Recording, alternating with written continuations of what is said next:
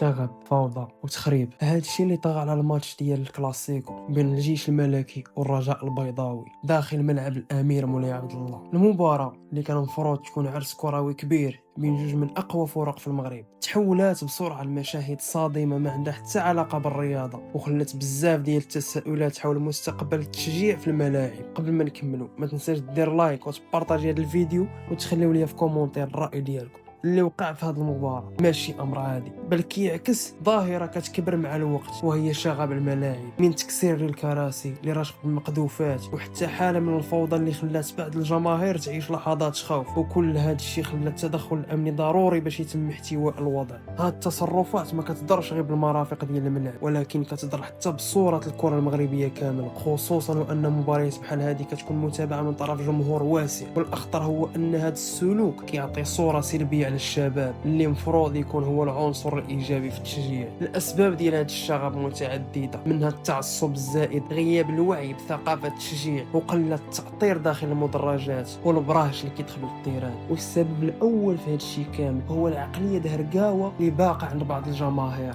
حيت كيقولوا حكمناها، حنا غلبناهم، حنا دورناهم، حنا ضربناهم، يمشي يعيق على صحابه في الدرب، هذيك ما تشجيع ما والو وما قوه ما والو. وهذوك اللي داروا الشغب راه ما كتجيش فيهم، وانما غتجي في والديهم. وكاع اللي دار الشغب غيتشد. راعي غير لميمتك هي الاولى. بزاف ديال الناس كيشوفوا ان الانتماء للفريق كيعطيهم حق يديروا اي تصرف، ولكن الحقيقه هي ان التشجيع خاص يكون مبني على الاحترام والمسؤوليه، ومن هنا خاص تكون وقفه حقيقيه من الجميع. الجماهير خاصها تعيب الدور ديالها، الانديه خاصها تقرب اكثر من المشجعين ديالها وتوعيهم، والجهات المسؤوله خاصها تطبق قوانين صارمه للحد من هذه الظاهره. لا في بلاد ما يجيش جمهور فريق الخاص. كرة القدم كتبقى لعبة ديال المتعة والتنافس الشريف، ماشي ساحة للفوضى والتخريب. التغيير ممكن، ولكن خاصو يبدا من العقلية ديال كل مشجع، خصوصا الشباب اللي يقدر يكون هو المفتاح باش نرجعوا الروح الحقيقية للملاعب. كأس العالم 2030 غيتنظم في المغرب، ما تضيعوش الصورة ديال بلادنا. ما تنساوش ديروا لايك للفيديو، بارطاجيو الفيديو مع كاع الشباب باش كلشي يوعى، وخليو لينا الرأي ديالكم في الكومونتير. واش كتشوفوا ان الشغب يقدر يوقف، وكيفاش ممكن نحققوا هذا الشيء؟